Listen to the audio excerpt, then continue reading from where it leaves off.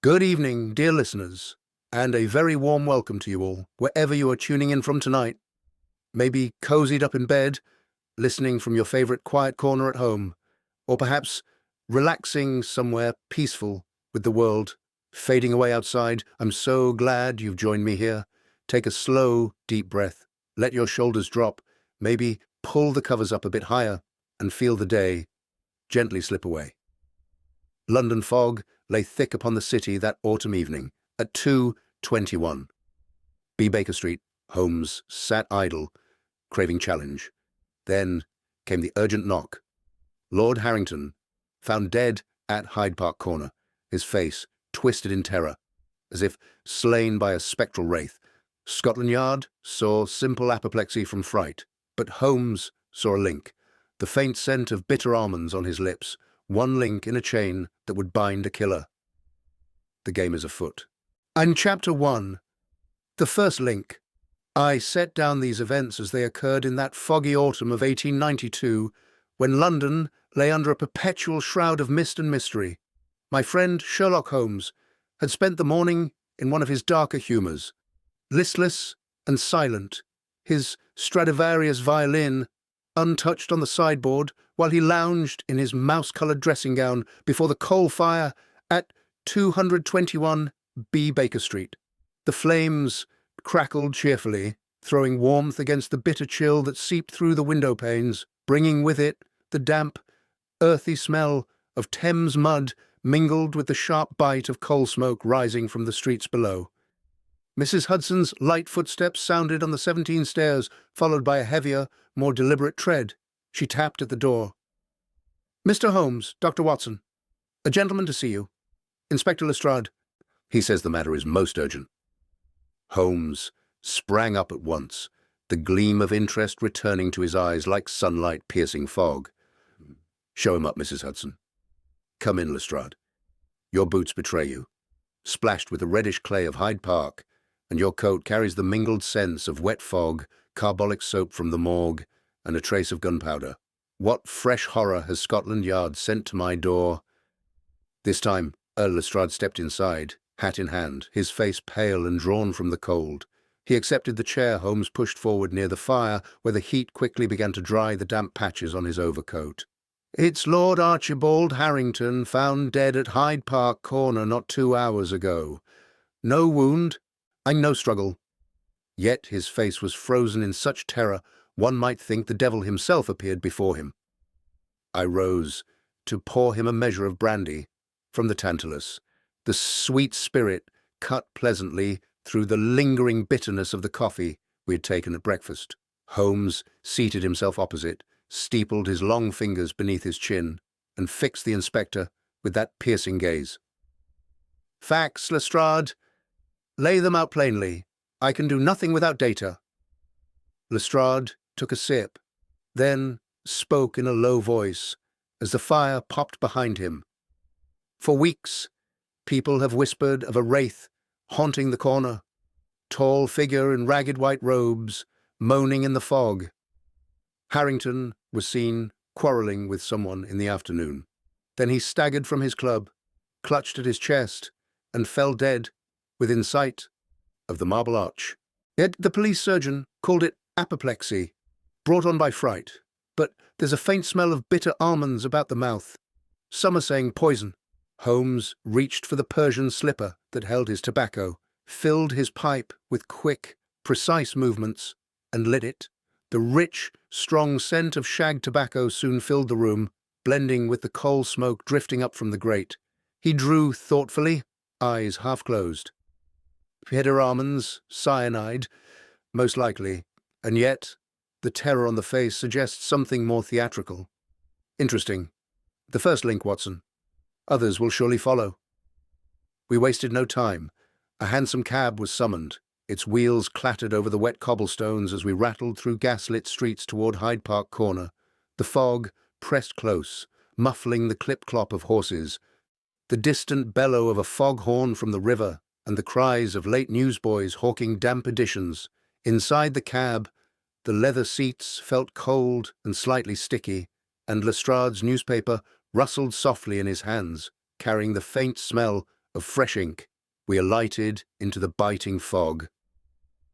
Gas lamps hissed and flickered, throwing long, wavering shadows across the iron railings of the park.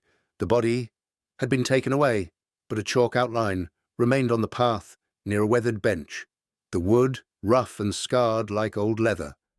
The ground was slick underfoot, the mud soft and clinging. Holmes knelt at once, producing his magnifying lens. "Observe, Watson.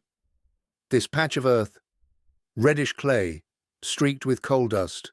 The park paths here are gravel only. This mud belongs elsewhere." He sniffed the air carefully, and a faint trace of gunpowder lingers, though the wind has carried most of it away. Lestrade shifted from foot to foot, boots crunching on fallen leaves. "He was alone when he fell, Holmes. Witnesses swear to it." Holmes rose smoothly, the mud upon his boots. Reddish clay mixed with coal dust. Link. Such soil is found only near the old foundries of Whitechapel, where industrial refuse stains the ground year after year. Forge. I recall the Red-Headed League affair, where a man's boots carried identical evidence of tunneling beneath a city bank. The earth remembered his secret journey from a distant street to the vault itself, demolishing his alibi of club attendance, despite every protestation of innocence. The ground, Watson, is an honest witness that never lies. King chained. Therefore, Lord Harrington had not spent the afternoon quietly in Mayfair, as reported. He had been near Whitechapel, and very likely near the source of his death. The link is forged. Did you see it form, Watson? Or you, dear reader? I confess the deduction astonished me once again. Holmes's mind moved with such speed and certainty that the invisible became plain in an instant. The connection seems invisible. Can you see it? A few paces away, half hidden in the grass, lay a crumpled telegram, its paper damp and rough-textured like worn tweed. Holmes smoothed it open. "From Miss Eliza Thorne. Meet me at the corner. Urgent. Beware the wraith." A curious flourish to the signature. Lestrade grunted. "A's, Ward. There's been talk of family money and a contested will." Holmes slipped the paper into his pocket. A faint whiff of lavender clung to it, mixed with the unmistakable odor of Thames mud. "She has been here recently. Another link takes shape." The night grew deeper. Big Ben tolled heavily through the mist as we made our way to the morgue. The room was bitterly cold, lit by a single gas jet, the air heavy with carbolic disinfectant and the metallic undernote of blood.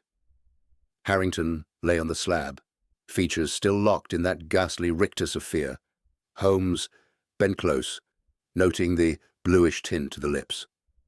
Cyanide, administered subtly, likely in drink. The almond odor is unmistakable. I shivered, the chill of the tiles rising through my boots. But the appearance of terror, surely not mere poison. "The wraith is theatre," Holmes replied, pacing before the small fire that barely warmed the chamber. "A deliberate distraction. Yet the scent of almonds forges the second link. Murder. Not fright. And back at Baker Street, the coal fire roared once more, rain tapping steadily against the panes. Holmes drew on his pipe, the strong tobacco taste lingering on my own tongue after I accepted a puff. "This business recalls the Musgrave ritual, Watson, where a supposed ghostly apparition concealed an ancient secret. Each clue, from a scrap of parchment to the position of a tree, forged a chain that bound past to present, baffling all but the observer who refused to accept the supernatural at face value. Looking back, I should have seen the connection sooner. Watson missed it. Did you? The first link forged. The chain begins. Chapter 2. Forging Connections. The morning after our first examination of the scene dawned cold and grey, and the fog still clinging to London's streets like a reluctant shroud. I record these next steps from my journal with the same sense of wonder that always accompanied Sherlock Holmes's investigations. At 221 B. Baker Street. The coal fire burned steadily, its warmth pushing back the damp chill that carried the mingled smells of wet cobblestones, distant Thames mud, and the ever-present coal smoke from neighbouring chimneys. Mrs. Hudson had brought up hot tea. Its steam rose fragrant and comforting, cutting through the faint bitterness of the coffee grounds, still lingering in our cups from breakfast. Holmes stood by the window, violin tucked under his chin, plucking a few idle notes that echoed softly against the rain-spattered panes. His mood had transformed overnight, from languid boredom to sharp, restless energy. "We must follow the threads. Watson," he said, setting the instrument aside. "The mud points to Whitechapel, the telegram to Miss Thorne, the poison to opportunity. Let us begin forging connections." Our first destination was Lord Harrington's Mayfair residence, a tall, dignified townhouse whose brass knocker gleamed dully in the gaslight. A hansom cab carried us there, its wheels rumbling over uneven stones, the leather seats cold and slightly damp beneath us. The butler, Mr. Graves, a tall, spare man with the rough texture of old tweed in his livery, admitted us with grave politeness. "Lord Harrington was a most exact gentleman," Graves said, leading us into the study. The room smelled of polished leather bindings, faint gunpowder from an ornamental pistol case, and the lingering smoke of a recently used pipe that rested warm in its stand on the desk. "He left yesterday afternoon in considerable agitation after receiving a telegram." Holmes ran his fingers lightly over the smooth bowl of the pipe. "This was smoked hurriedly. The ash is uneven. The bowl hastily cleaned. He expected company." He turned to the butler. "Who called recently?" "Miss Eliza Thorne, his ward, sir. They quarrelled. Something about the will and her intended marriage. Also Mr. Victor Slade, his shipping partner, and young Mr. Reginald Harrington, the nephew." I noted the careful neutrality in Graves's tone. "And Lady Beatrice, his sister." "She dined here 2 nights ago. There has been tension over family matters." Holmes's eyes gleamed. "Tension breeds motive. This argument forges the first new link. Inheritance as pressure." The link was there. "Did you forge it before Holmes?" We departed Mayfair and rattled on to Miss Thorne's modest lodgings in Kensington. The fog had thickened, carrying the scent of wet earth and coal fires as we mounted the narrow stairs. Miss Thorne herself opened the door, a slender young woman in a silk dress, damp at the hem, her face pale but composed. "Mr. Holmes, Dr. Watson, I have been expecting you," she said quietly, ushering us into a small sitting room where a low fire crackled. The air held traces of lavender and the damp newspaper she had been reading. She poured tea. Its heat warmed our chilled fingers as we accepted the cups. "Your telegram to Lord Harrington," Holmes began, producing the crumpled paper. "What was the urgency?" She met his gaze steadily. "Uncle was altering his will again, disinheriting me if I married against his wishes. I begged him to meet me, to reconsider. But the wraith. People say it haunts those with guilty secrets or heavy debts." "Debts?" I asked. "To Mr. Slade. The shipping venture failed badly, and Reginald gambles away whatever allowance he receives." Holmes drew upon his pipe thoughtfully, the strong tobacco scent filling the small room. Financial desperation links to action. Another connection takes shape. What chain would you build from these observations? Our next call was Reginald Harrington's club in St. James's Street.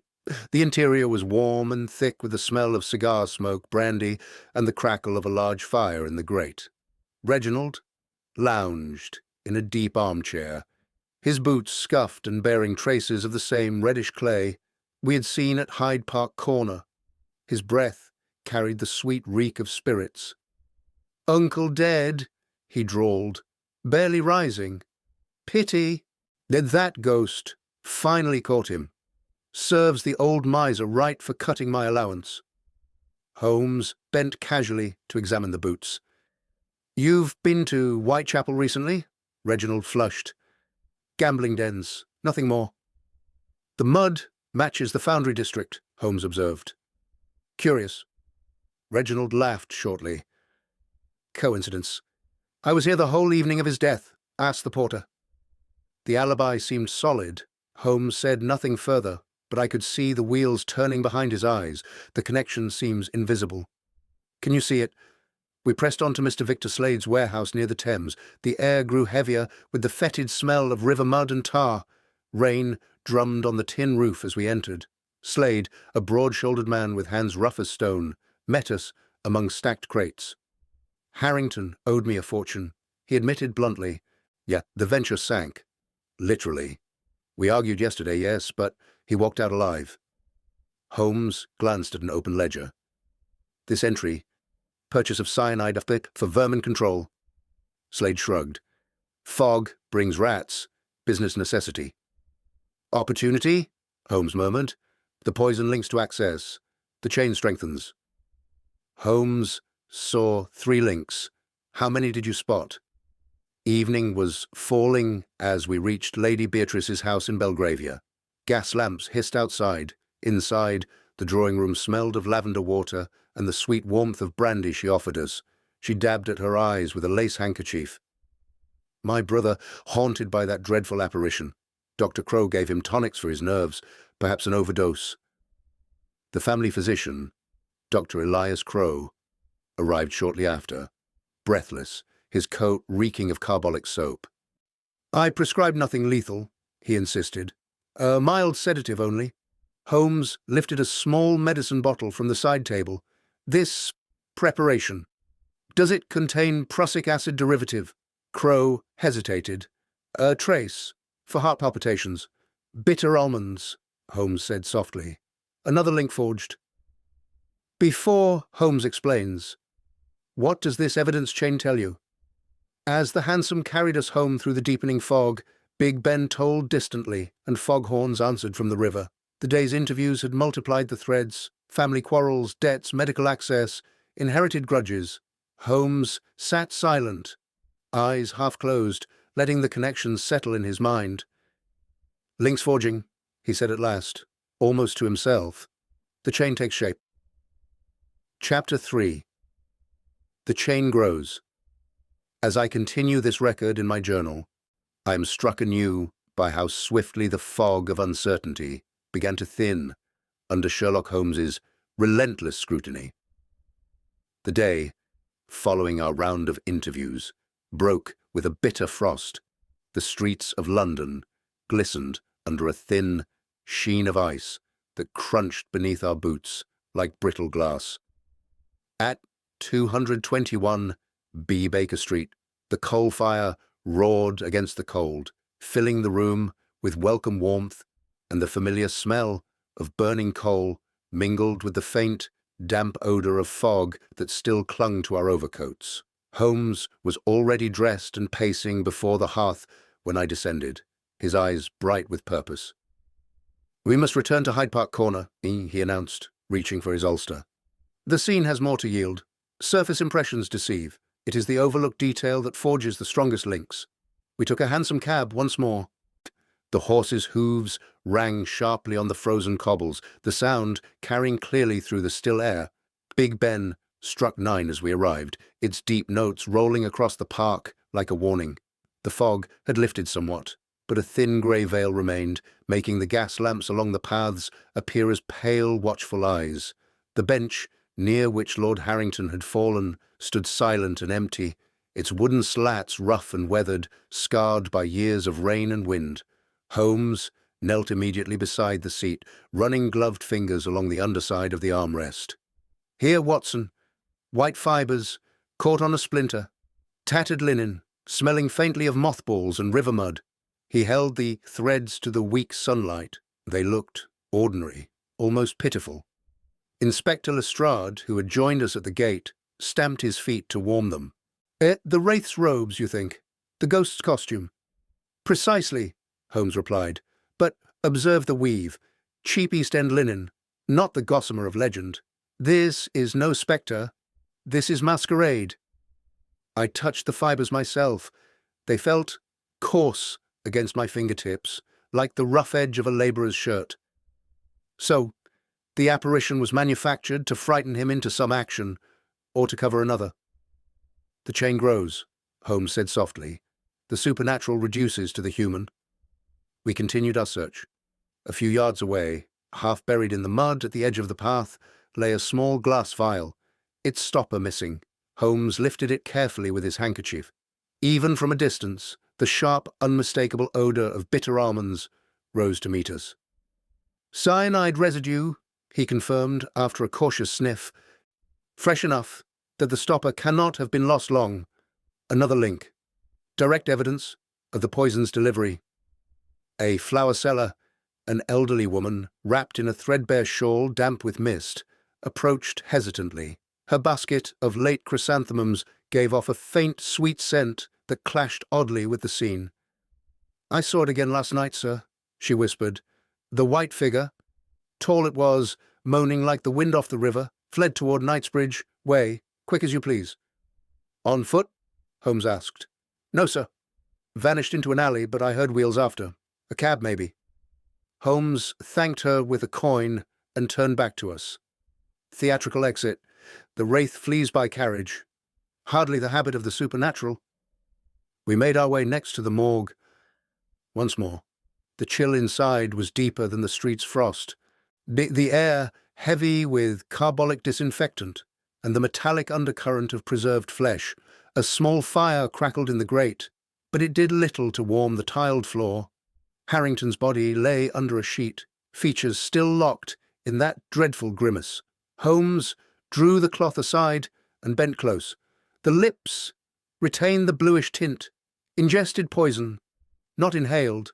The almond odour is strongest here, likely mixed in brandy. The sweetness would mask the taste until too late. I nodded, feeling the cold rise through my boots. But the terror on his face, surely more than chemical effect? "Panic induced by the wraith's appearance," Holmes said. "The poison was the instrument. Fright was the spur to hasten its action."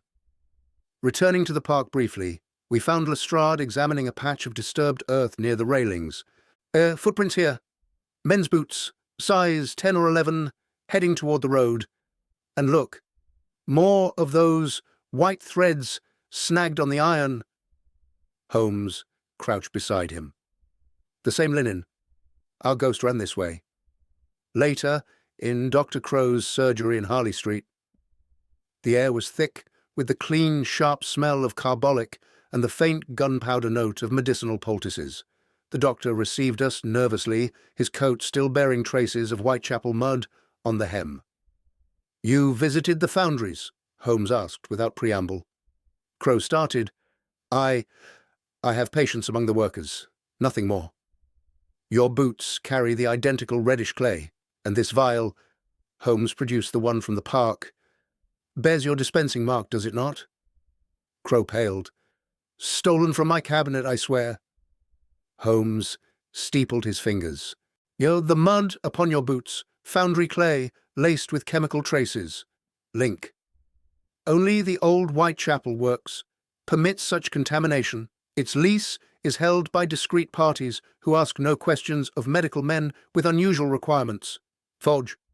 This recalls the case of the engineer's thumb, where an industrial premises concealed a criminal workshop.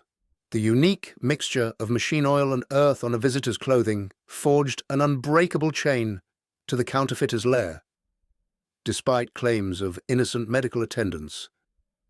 The earth, Watson, is a silent but unimpeachable witness. Chain. Therefore, you had access to the poison's source beyond mere prescription. The bind is set. Did you see this link forge, reader? Bind. I felt again that familiar astonishment at the speed of his reasoning. Watson missed it. Did you? That evening, back at Baker Street, rain lashed the windows while the fire threw dancing shadows across the room. Holmes sat with his pipe, the strong tobacco mingling with the scent of damp wool from our coats, drying by the hearth. "This affair begins to echo a study in scarlet," he mused. "There, too, poison linked vengeance across continents. Each small clue, a pill, A word, a stain, forged a chain that spanned years and oceans, binding the guilty despite every attempt to scatter the evidence. The link was there. Did you forge it before Holmes? What chain would you build from these observations? The chain grows stronger. Logic binds. Chapter 4. Testing the links.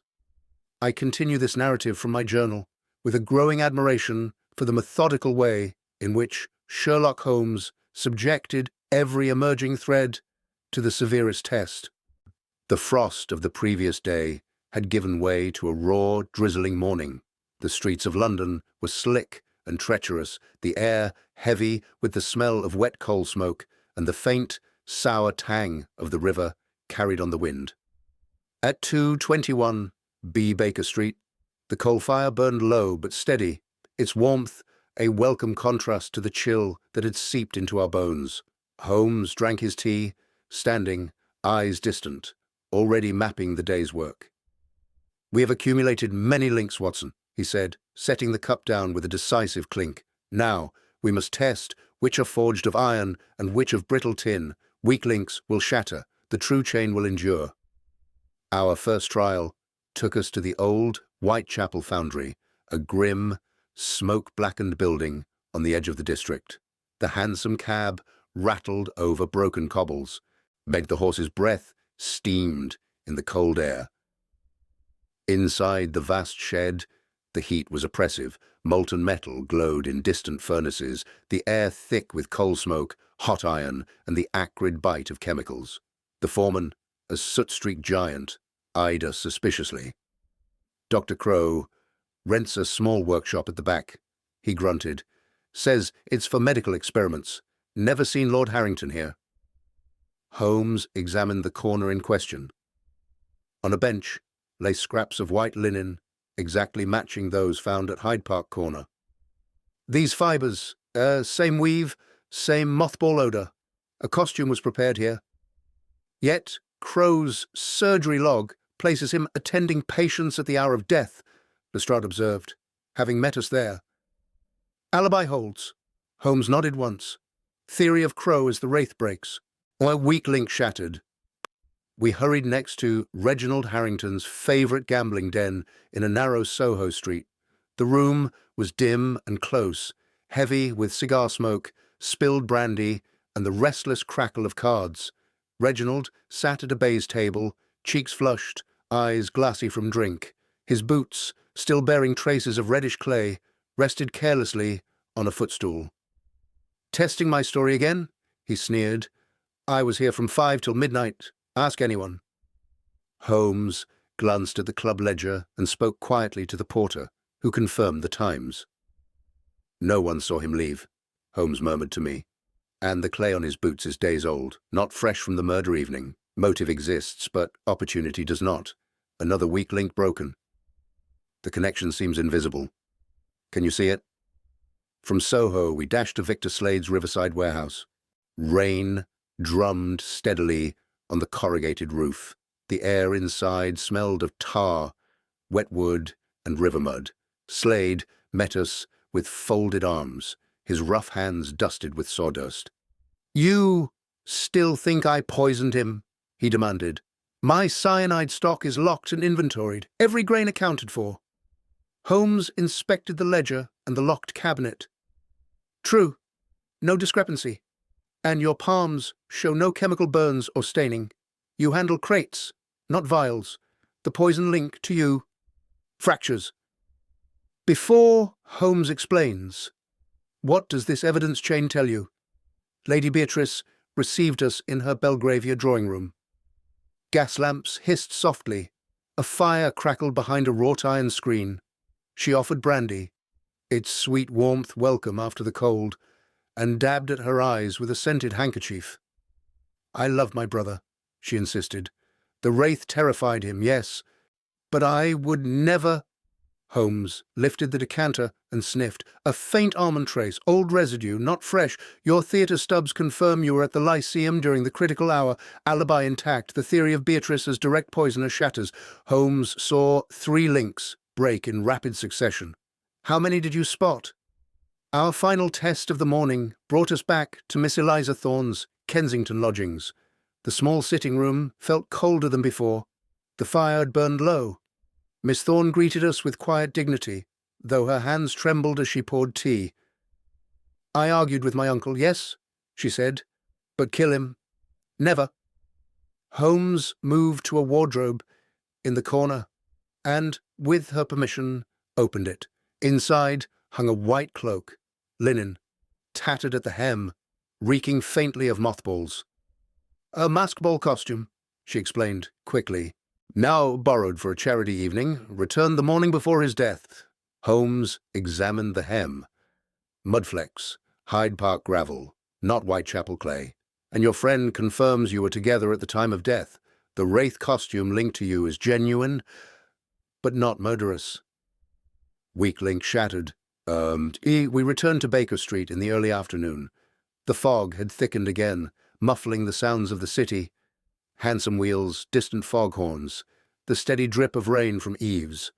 Holmes paced before the fire, pipe in hand, the strong tobacco mingling with the damp wool of our drying coats. 5 suspects tested, he said at last. 4 alibis hold firm under scrutiny. 1 thread remains unsevered. Beatrice's knowledge of the wraith, Crow's access to poison, the foundry connection. But the hand that poured the fatal dose eludes us still. I sipped the hot tea Mrs. Hudson had brought up, feeling its warmth spread through me. Then we must look again at collaboration, or at the one suspect whose presence was never fully excluded. Holmes stopped pacing and turned to me, eyes gleaming with that peculiar light. Precisely, Watson. The weak links have shattered. Now the true chain begins to emerge. Strong, continuous, unbreakable. The link was there. Did you forge it before Holmes? What chain would you build from these observations? The connection seems invisible. Can you see it? As the short winter day faded, the rain increased, drumming insistently against the window panes. Holmes stood silent for a long moment, letting the day's failures and eliminations settle into place. Weak links shattered, he said quietly. Yet the true chain emerges. Chapter 5. The chain tightens. I set these lines down with a sense of mounting tension, for it was on this day that the investigation ceased to be a patient gathering of facts and became a pursuit, swift, urgent, and at times perilous. The drizzle of the previous morning had settled into a steady, cold rain. London's streets ran with black water, reflecting the gas lamps in broken, trembling pools. At 221 B Baker Street, the coal fire burned fiercely against the damp, filling the room with warmth and the comforting smell of burning coal, pipe tobacco, and the faint, wet wool odor of our drying coats. Holmes stood before the hearth, hands clasped behind his back, eyes fixed on the flames as though reading portents there. The time for testing has passed, he said quietly. The shattered links have revealed the shape of the true chain. Tonight, we tighten it. He had sent telegrams summoning the remaining suspects: Lady Beatrice, Dr. Crow, Miss Thorne, Reginald and Victor Slade, to Lord Harrington's Mayfair residence under pretext of reading the final will. Lestrade would be present with 2 constables. The stage was set. We arrived first. The hansom cab splashing through puddles, wheels clattering over wet cobbles. Inside the great drawing room, a fire roared in the marble grate. The air carried the rich scent of polished leather, old books, and the sweet undertone of brandy from decanters on the sideboard. Gas lamps hissed softly, throwing long shadows across the portraits of stern ancestors.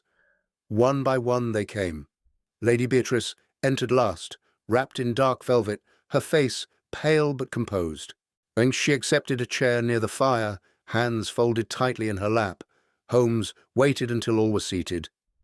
Gentlemen, ladies, tonight the wraith walks again, at Hyde Park Corner. I propose we go there together and end this haunting once and for all. A murmur ran through the room. Miss Thorne paled. Reginald laughed nervously. Slade scowled. Dr. Crow adjusted his spectacles with trembling fingers. Lady Beatrice said nothing. We set out in 2 cabs, the rain drumming on the roofs, foghorns moaning distantly from the river.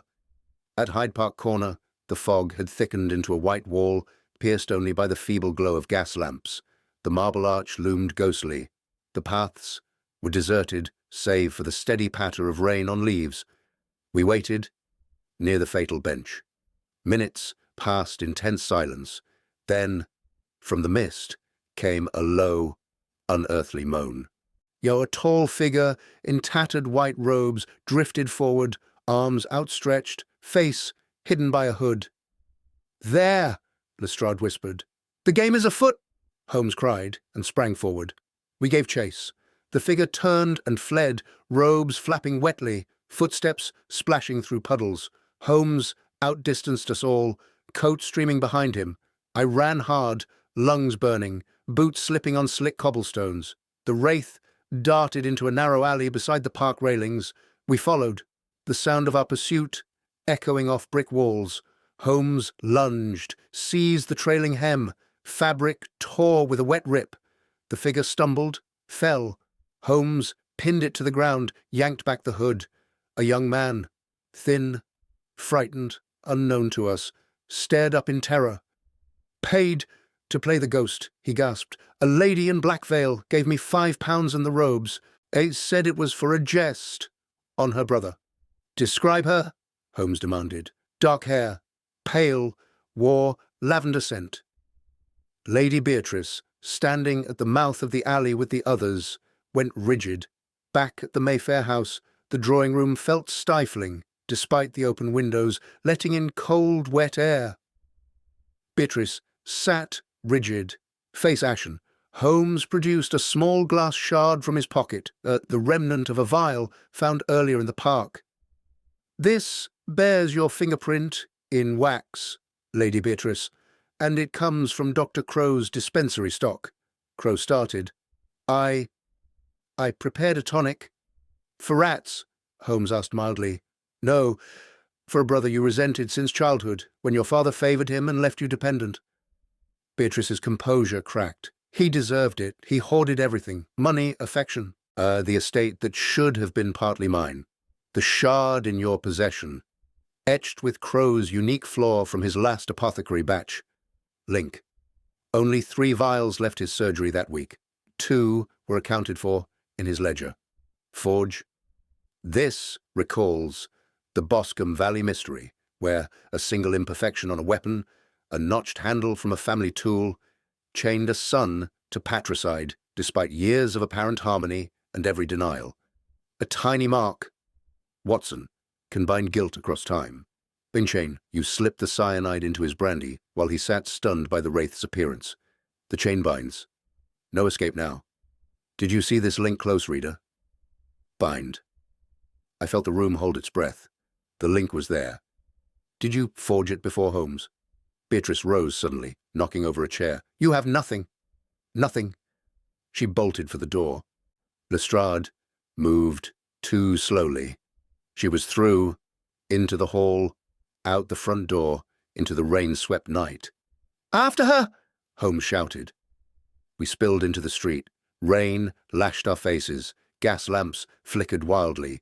Beatrice ran toward Park Lane, cloak billowing. Hansom cabs clattered past, drivers shouting. We pursued on foot, boots pounding puddles, breaths hot and ragged in the cold air. She turned down a side street toward the Thames. The fog grew denser, swallowing sound. We heard her footsteps ahead, splashing, then a sharp cry. We rounded the corner. She stood at the river's edge, mud slick underfoot, the black water churning below. She turned, eyes wild. "You cannot prove it!" she cried. Holmes advanced slowly. "The actor has already confessed your payment. The vial shard bears your print. The laundry mark on the torn robe matches a garment missing from your wardrobe. Every link is forged." She swayed. For a moment I thought she would leap. Then her shoulders slumped. Lestrade stepped forward, handcuffs ready. The chain tightens. No escape now. Watson missed it. Did you? What chain would you build from these observations? The connection seems invisible. Can you see it? Holmes saw 3 links. How many did you spot? Before Holmes explains, what does this evidence chain tell you? The rain continued to fall as we returned to the house, Beatrice in custody. The night's drama concluded under the indifferent gaze of the fog-bound city. Chapter 6. Links to the Past. As I commit these concluding phases to my journal, I'm struck by how often the past reaches forward to grip the present in these affairs. The rain that had fallen so heavily the previous night had eased to a fine, persistent mist. London awoke under a sky the colour of wet slate, the air thick with the smell of damp coal smoke, river mud, and the faint metallic tang that lingers after a downpour. And 221B Baker Street, the coal fire, had been banked overnight and now burned low but steady, throwing a warm glow across the room, while the chill outside pressed against the window panes. Holmes stood by the hearth, pipe in hand, the strong tobacco mingling with the scent of damp wool from our coats still drying on the stand. "The chain is nearly complete, Watson," he said, exhaling a slow plume of smoke. "But before we draw the final link, we must trace its origin backward. Motive rarely springs fully formed. That it is usually an old wound reopened. Our first destination was the reading room of the British Museum. The hansom cab rattled through the morning traffic, wheels hissing on wet cobbles, the driver muffled against the mist. Inside the great domed chamber, the air was hushed, heavy with the odour of old leather bindings, polished wood, and the faint mustiness of centuries-old paper. Holmes requested the Harrington family records and estate papers. We settled at a long table beneath the soft glow of gas lamps. He turned page after page with deliberate care. "Here, Lord Archibald's father, the previous Lord Harrington, died in 1871. Official cause, apoplexy. But note the family physician's private note. Cyanide odour. Suspected. Family requests no inquest." And the principal beneficiary, Archibald himself, the principal loser, his sister Beatrice, left with a small annuity instead of the expected share. I leaned closer, feeling the smooth texture of the vellum under my fingers. The same poison. Identical symptoms described. Terror, foaming, almond breath, and the attending doctor. Holmes tapped a name. Elias Crowe. Newly qualified then. We left the museum and took another cab to the old Harrington family house in Chelsea, now occupied by a distant cousin who had kindly granted access to the attics. The journey carried us past the river. Foghorns moaned mournfully, and the damp newspaper I carried in my pocket smelled of fresh ink and wet print. The house stood tall and narrow, its brick darkened by time and weather. The cousin, a quiet elderly man, led us up narrow stairs to the attics, where dust motes danced in shafts of grey light from small windows. Among trunks and shrouded furniture, Holmes found what he sought, a small japanned box, its lock rusted. Inside lay old letters, a few faded photographs, and a single medicine bottle, label half effaced but still bearing Dr. Crowe's early handwriting. Tonic, heart, caution. Holmes uncorked it carefully. Even after 15 years, a faint, bitter almond scent rose. Prussic acid derivative. Enough remained to kill if administered. The cousin watched uneasily. My uncle, old Lord Harrington, died suddenly after a family quarrel. Beatrice was distraught, said he had seen a ghost in white on the lawn the night before. Holmes's eyes gleamed. The wraith is no new invention. It was rehearsed long ago. We returned to London proper and sought Dr. Crowe at his Harley Street consulting rooms. The surgery smelled of carbolic soap, in leather-bound ledgers, and the faint gunpowder note of medicinal compounds.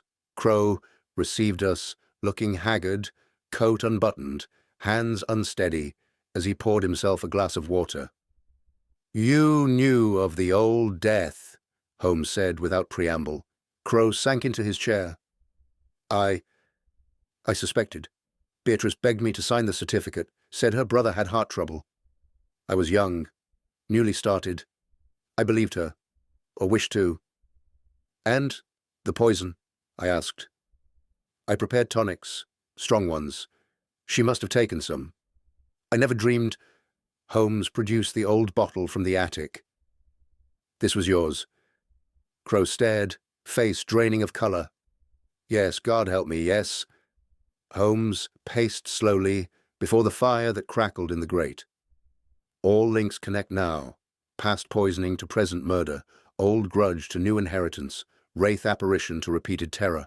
Though Beatrice did not act alone in either death, she had an accomplice, bound by love and guilt. That evening, we returned to Baker Street. Rain pattered steadily against the windows once more. The coal fire had been built up, its warmth welcome against the creeping damp. Holmes sat in his favourite chair, pipe drawing steadily, the rich tobacco scent filling the room. "This case," he mused, "echoes strongly the matter of the speckled band. There, too, a family poison, exotic though it was, linked sister to intended doom. Each clue, from the bell rope that was no bell rope to the ventilator that was no ventilator, forged an unbreakable chain from stepfather's greed to daughter's peril. The past reached forward, Watson.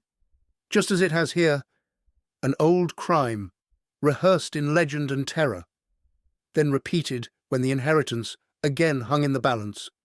Deception relies on time and distance to blur detail. Observation collapses both."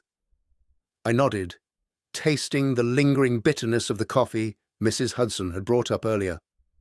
Beatrice used the same method because it had succeeded once before. And Crow covered for her, first from inexperience, later from misplaced devotion. The chain that binds them stretches back 15 years. The link was there. Did you forge it before Holmes? Looking back, the pattern should have been clearer sooner. Watson missed it. Did you? What chain would you build from these observations? The connection seems invisible. Can you see it?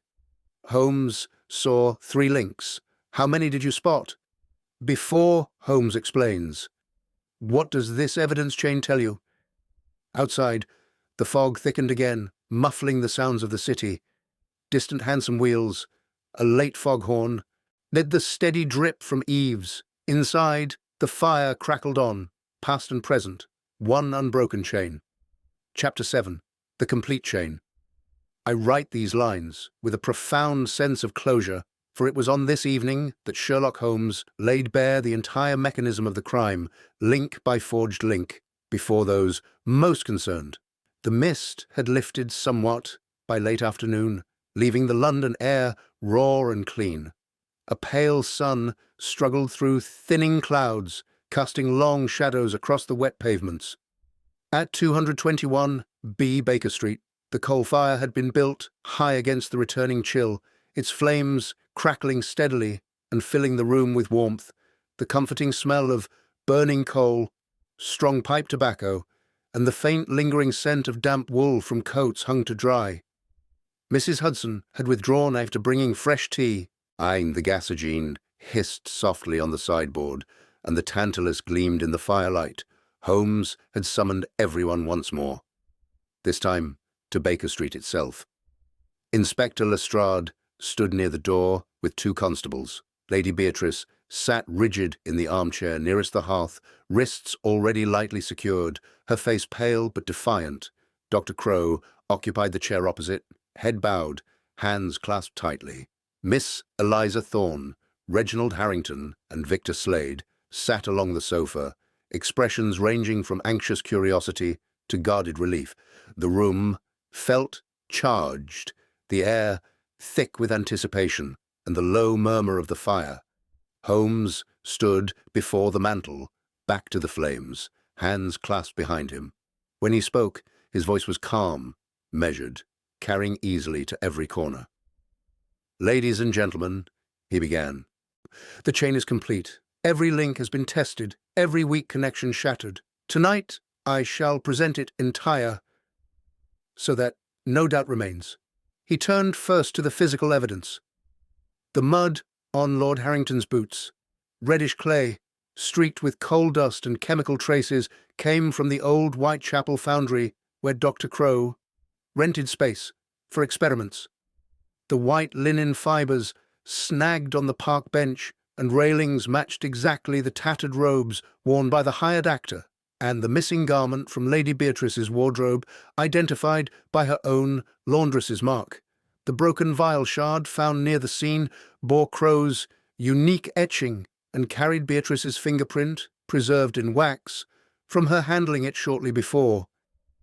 These are not coincidences.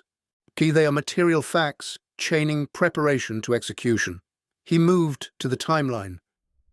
Lord Harrington argued with his sister at 4 o'clock in this very house. At 4:30, he received a glass of brandy from her hand, brandy she had laced with cyanide drawn from Crow's stock. By 5 minutes past 5, he staggered to Hyde Park Corner, where the wraith, hired and costumed by Beatrice, appeared to terrify him into a state of violent agitation. The poison, hastened by shock and exertion, completed its work within the hour. Every moment is accounted for. No alibi survives scrutiny. Next, the witnesses. The young actor has made a full statement under caution. £5, and the robes from a veiled lady answering Beatrice's description. The flower seller saw the figure flee toward Knightsbridge and heard wheels. A cab Beatrice herself ordered to wait.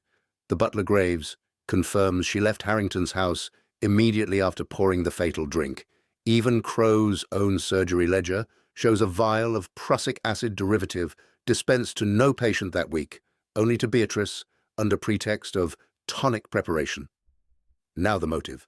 15 years ago, the previous Lord Harrington died in identical fashion, cyanide poisoning masked as apoplexy, after disinheriting his daughter in favor of his son Archibald. Beatrice lost her expected share. Crow, young and infatuated, signed the certificate without protest when the present lord began altering his will again, threatening to repeat history by favoring his ward Eliza over his sister. Beatrice acted to prevent it. The same terror, the same poison, the same accomplice, greed and ancient resentment, forged her purpose. Finally, the connecting link.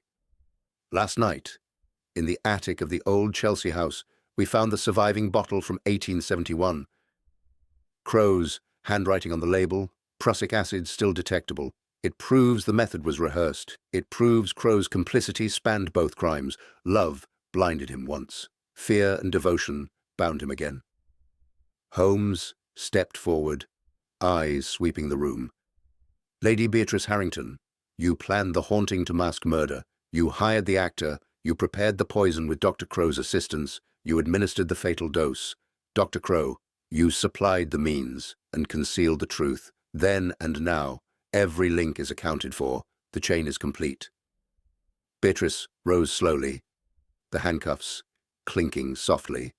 Her voice, when it came, it was low and bitter. You think you have me.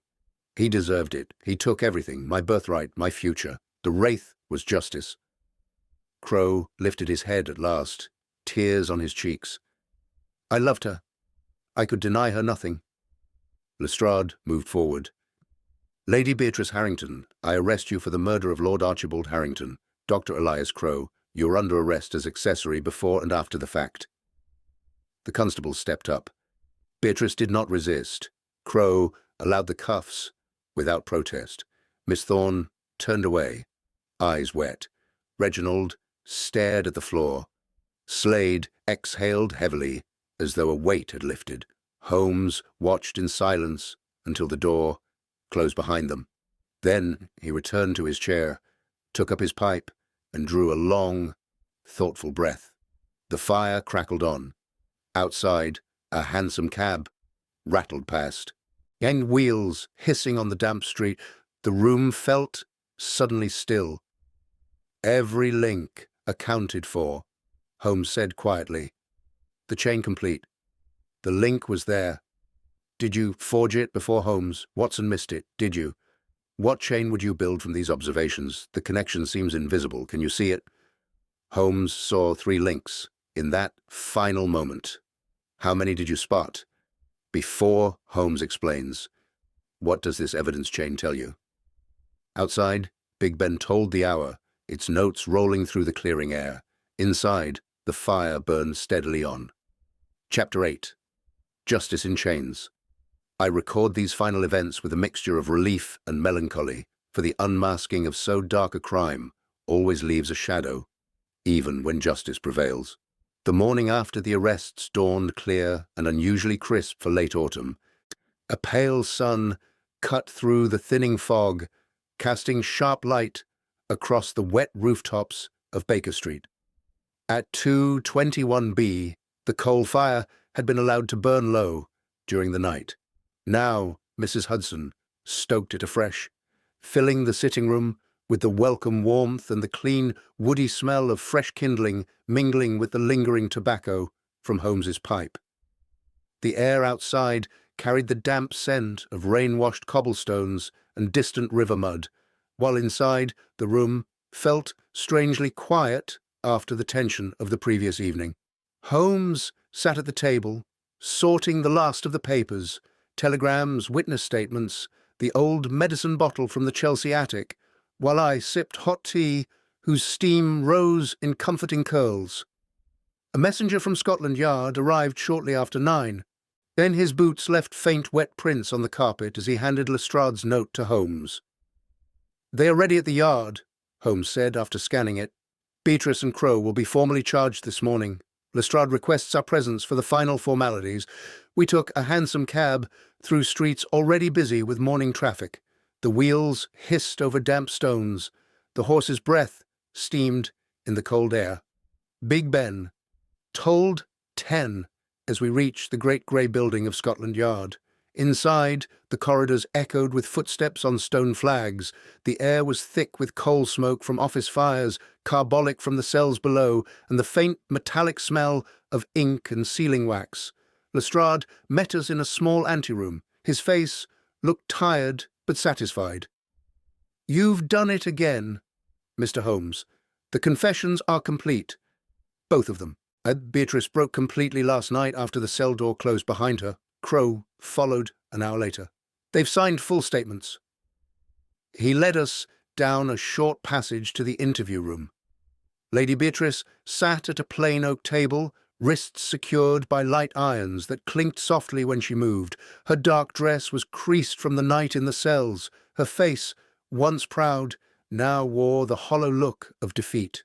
Dr. Crowe sat beside her, head bowed, spectacles fogged slightly from the chill. Beatrice looked up as we entered. Her voice was low, almost conversational. "I didn't expect to be caught so soon. The Wraith was meant to confuse, to make them think fear alone had killed him. But you saw through it, all of it." Holmes stood near the door, hands clasped behind his back. Theatrical devices rarely withstand close observation. And Lady Beatrice, the robes were too ordinary, the poison too traceable, the motive too old to hide. She gave a short, bitter laugh. 15 years I waited. 15 years watching him enjoy what should have been mine. When he began rewriting the will again, favoring that girl, I knew I could not lose twice. Crowe helped because he always helped. Poor Elias. Crowe lifted his head at last. Tears streaked his face. "I never meant murder. Not at first, only to protect her. The first time, I told myself it was mercy, that the old lord was suffering. After that, each step seemed inevitable." Lestrade cleared his throat. "The statements are clear. Beatrice planned the haunting to terrify her brother into a fatal state of agitation. Crowe supplied and prepared the cyanide. She administered it in the brandy. The actor was hired merely to provide the necessary fright. Every loose thread is tied." I looked at the pair before us. "And the others? Miss Thorne, Reginald, Mr. Slade?" "Cleared entirely," Lestrade replied. "Thorne inherits as intended. Reginald's debts were genuine, but unrelated. Slade's pressure was only business. No complicity." Beatrice leaned forward slightly, chains clinking. "Tell me one thing, Mr. Holmes. How did you know the old bottle in the attic would still be there?" Holmes inclined his head. "Because the past is never truly buried when guilt remains. You kept it as a talisman or a threat. Either way, it endured." She nodded slowly, then sat back. "It is over, then." Lestrade signalled the constables. "Take them below. The magistrate will sit this afternoon." As they were led away, Beatrice paused at the door and looked back at Holmes. "You have chained me tighter than these irons ever could." The door closed. The room fell silent, save for the distant murmur of the yard and the soft crackle of a small fire in the grate. Outside, we walked along the embankment for a time. The Thames flowed grey and steady below. Gulls cried overhead. The air smelled of river mud and coal smoke from passing barges. Holmes lit his pipe, drawing thoughtfully. "Scotland Yard will take the credit in the papers," he said at last. "But the chain was ours. Every link tested, every connection forged." I nodded. "And the Wraith?" "Reduced to a hired actor and a torn robe. The ghost is laid to rest." That afternoon the newspapers appeared on the streets, damp sheets smelling of fresh ink. Headlines proclaimed, "Hyde Park, Wraith unmasked, lady and doctor in custody." The public read eagerly. Whispers of the case would linger for weeks. Yet at Scotland Yard, the files were closed, the evidence sealed, the chain complete. We returned to Baker Street as dusk fell. The gas lamps along Baker Street hissed to life. Hansom cabs clattered past. The fog began its slow return. Inside 221B, the fire burned bright once more. Holmes sat in his chair, violin across his knees, plucking a slow, thoughtful air. "The criminal bound," he said quietly. "Justice served. The link was there. Did you forge it before Holmes? Watson missed it, did you? What chain would you build from these observations? The connection seems invisible. Can you see it?" Holmes saw 3 final links in the Yard's quiet room. "How many did you spot?" Before Holmes explains, what does this evidence chain tell you? Outside, London settled into evening. Inside, the fire crackled on, and the shadows lengthened. Chapter 9. Links restored. I conclude the main thread of this singular affair with a sense of quiet satisfaction. For although the crime itself was dark and the revelations painful, the machinery of justice, slow though it sometimes moves, ultimately restored balance to those innocent lives touched by it. The days following the arrests passed in a succession of formal proceedings. London, ever resilient, continued its ceaseless rhythm beneath skies that grew steadily clearer as winter approached. At 221, Ye Baker Street, the coal fire burned steadily once more, its warmth a constant against the returning fog that crept in each evening, carrying the familiar smells of damp cobblestones. In coal, smoke from 1,000 chimneys, and the faint, clean scent of frost on the river wind. The Old Bailey sat solemn and imposing under a pale November sun when the case was heard. The great hall echoed with the shuffle of feet on stone flags, the low murmur of spectators, and the occasional cough muffled by handkerchiefs. Gas lamps hissed along the walls even in daylight. The air held the mingled odours of polished oak, fresh ink from clerks' ledgers, and the faint carbolic trace that always seemed to linger in courtrooms. Holmes and I sat in the public gallery, unobtrusive in our dark coats, while Lestrade occupied a seat nearer the front with 2 yardmen. Lady Beatrice Harrington entered between 2 warders, wrists no longer in irons, but her carriage stiff with the knowledge of what awaited. She wore a plain grey dress. Her face, once imperious, now showed the hollows of sleepless nights and the weight of exposure. Dr. Crowe followed, head bowed, spectacles slightly askew, looking far older than his years. Both pleaded guilty, Beatrice to murder, Crowe to being accessory, before and after the fact. There was no long parade of witnesses. The signed confessions, the physical evidence, and Holmes's own testimony, delivered with calm precision from the box, made any defense untenable. The judge, wigged and grave, spoke in measured tones after hearing mitigation pleas. Beatrice's counsel spoke of long-standing grievance, of a woman wronged by inheritance laws and family favoritism. Crow's advocate emphasized infatuation and youthful error, compounded by years of guilt. The judge listened impassively, then passed sentence, Beatrice, to penal servitude for life. Crow to 10 years imprisonment with hard labor. No recommendation to mercy was made. As the sentences were pronounced, Beatrice lifted her chin once, met Holmes's eye across the crowded court, and gave the smallest nod, as though acknowledging the chain that had finally bound her. Afterward, in the corridor outside, Miss Eliza Thorne approached us. Her eyes were red-rimmed, but her voice steady. "Mr. Holmes, Dr. Watson, I cannot thank you enough. The will stands as my uncle intended. The estate passes to me without contest. I mean to use it well, to support the shipping concern he believed in, to clear the debts Reginald has run up through foolishness rather than malice." Reginald Harrington stood a little behind her, hat in hand, looking chastened. "I've given my word to stop the cards and horses," he said quietly. "Uncle's death, it woke me. I'll not disgrace the name further." Holmes inclined his head. "Then some good may yet come of tragedy." Victor Slade joined us moments later, his broad frame filling the doorway.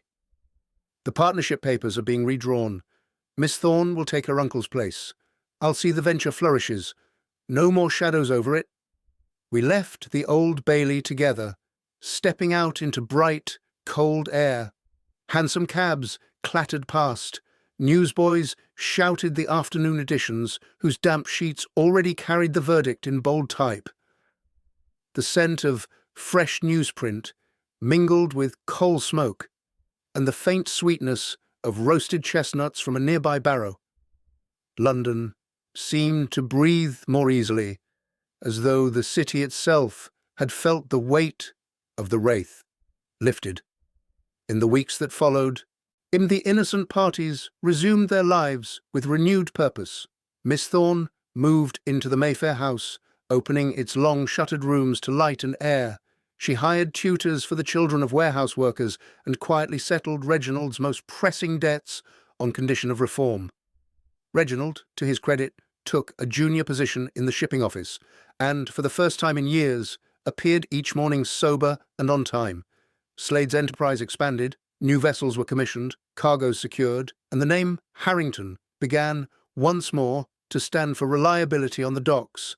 Lady Beatrice's name faded from society conversation, replaced by other scandals. Dr. Crow's practice was taken over by a younger man. The patients spoke of him with pity rather than outrage. The wraith of Hyde Park Corner became a tale told in fog-bound public houses, less a ghost than a cautionary anecdote about greed, deception, and the man who saw through both. At Baker Street, the days returned to their familiar pattern. Holmes resumed his chemical experiments. The faint odor of sulphur and spirits of wine drifted down the stairs once more. Mrs. Hudson bustled about with trays of tea and scones. The Stradivarius sang again in the evenings. One quiet afternoon, as frost patterned the window panes and the coal fire crackled cheerfully, Holmes set aside his pipe and looked across at me. "The links are restored, Watson. Order returns to the streets. Not perfect, never perfect, but sufficient. A chain broken in one place may yet be mended elsewhere." I nodded, tasting the sweet warmth of brandy in my glass. "And the wraith?" "Banished," he said simply. "Theatrical effects cannot long withstand the light of reason." Outside, Big Ben tolled the hour. Hansom wheels clattered over frozen cobbles. The fog began its slow evening creep along the river. Inside, the fire burned on, steady and warm. The link was there. "Did you forge it before, Holmes?" Watson missed it. "Did you? What chain would you build from these observations? The connection seems invisible." "Can you see it?" Holmes saw 3 final links restored in the quiet aftermath. "How many did you spot?" Before Holmes explains, what does this evidence chain tell you? London carried on, its pulse unbroken, order restored to London's streets. Chapter 10. By the fire at Baker Street. Several weeks had passed since the sentences were pronounced at the Old Bailey. London had already folded the affair away into the vast archive of its scandals. The wraith of Hyde Park Corner was mentioned now only in half-remembered whispers in fog-bound public houses or as a cautionary tale among the servants of Mayfair. At 221B Baker Street, the rhythm of ordinary life had returned. The coal fire burned steadily in the grate, throwing a warm, flickering light across the familiar clutter of chemical apparatus, scattered papers, and the Stradivarius resting on its stand. Outside, a light frost had settled. The window panes were edged with delicate patterns of ice, and the air carried the clean, sharp smell of winter mingled with distant coal smoke and the faint, damp earthiness of the park across the way. Mrs. Hudson had just brought up a tray of hot tea and buttered toast. The steam rose fragrant and comforting, air cutting pleasantly through the lingering bitterness of the coffee grounds still in our cups from breakfast. Holmes lounged in his armchair opposite me, legs stretched toward the fire, pipe drawing slowly. I sat with my notebook open on my knee, reviewing the final entries I had made after the trial. "The newspapers have moved on," I remarked, setting the book aside. "Yesterday's headline concerned a jewel robbery in Bond Street. Our case is already yesterday's news." Holmes exhaled a thin stream of smoke. The rich tobacco scent filled the space between us. "As it should be, Watson. The chain is forged, the criminal bound, justice served. Public memory is short and fickle. It is enough that the truth remains recorded." He reached for the teacup, cradling it in long fingers, and gazed into the flames for a long moment before speaking again. Shall I summarize the matter for your chronicle?" he asked. "Or would you prefer to let the links speak for themselves?" I smiled. "I have the facts, but your method, the way you built the chain, never ceases to fascinate me. Perhaps you would explain it once more." As though to a reader who has followed but not yet fully grasped the science of it. Holmes set the cup down and steepled his fingers beneath his chin, a gesture I had seen 1,000 times, yet it still carried the quiet intensity of a man about to dissect a puzzle. "Very well," he said. "The chain method is simplicity itself, yet it defeats deception every time. Each observation is a link. Small, seemingly insignificant. The reddish clay and coal dust on Harrington's boots, the faint almond odor on his lips, the white linen fibers on the bench, the vial shard with its maker's flaw, the old bottle in the Chelsea attic. Alone, each is meaningless, but when forged by logic, when one is shown to connect inescapably to the next, the chain becomes unbreakable." He leaned forward slightly, eyes gleaming in the firelight. "In this case, the first link was the mud, geologically specific to Whitechapel foundries. That connected to Crow's rented workshop. The second link was the poison's scent and residue, cyanide, administered in brandy to mask its taste. That connected to Crow's medical access and Beatrice's opportunity. The third was the theatrical wraith, linen robes, hired actor, paid by a veiled woman in lavender scent. That connected to Beatrice's history of using fear as a weapon. The fourth was the past crime. Identical method, identical cover-up by the same doctor, same motive of inheritance. Each link strengthened the last until no weak point remained." He paused, drawing again on his pipe. "This affair recalled strongly the Hound of the Baskervilles. There, too, a spectral terror, the glowing hound, was employed to frighten a man to death, concealing a very human greed for land and fortune. Each clue was small, a footprint larger than a natural hound's, phosphorus traces on the animal's coat, a legend carefully revived, a hidden heir. Yet, link by link, the chain formed. From the legend to the disguise, from the disguise to the inheritance, from the inheritance to the murderer. Superstition crumbled before observation. Deception failed because every detail was accounted for, so it was here. The wraith was no ghost, only a costume and a payment. The poison was no accident, only a measured dose. Yet the terror was no supernatural visitation, only calculated panic to hasten a chemical death. I nodded slowly. And why does the method succeed where others fail? Because most men observe incompletely, Holmes replied. They see the surface, the wraith, the terror, the apparent apoplexy, and accept it. They eliminate nothing. They connect nothing. But when you have eliminated the impossible, when every natural explanation is tested and found wanting, whatever remains, however improbable, must be the truth. Here, the impossible was a genuine spectre. What remained was a sister's ancient grudge, a doctor's misplaced devotion, and a poison vial with a fingerprint in wax. He leaned back, eyes half closed, letting the firelight play across his features. The science of deduction is not magic, Watson. It is patient accumulation of data, relentless testing of connections, refusal to accept the theatrical at face value. Every footprint remembers the boot that made it. Every scent remembers its source. Every lie remembers the truth it conceals. Forge the links carefully, and the chain will bind even the cleverest deceiver. I sipped my tea, feeling its warmth spread through me. And so the game continues. Holmes smiled faintly, a rare, genuine expression. Until the next puzzle presents itself. London is never short of shadows, and shadows breed chains waiting to be forged. Outside, Big Ben struck the hour. Its deep notes rolled through the frosty air. A hansom cab clattered past below. Somewhere, a foghorn answered from the river. Inside, the fire crackled on, steady and warm. I closed my notebook. Until the next chain forges, dear reader, the game continues.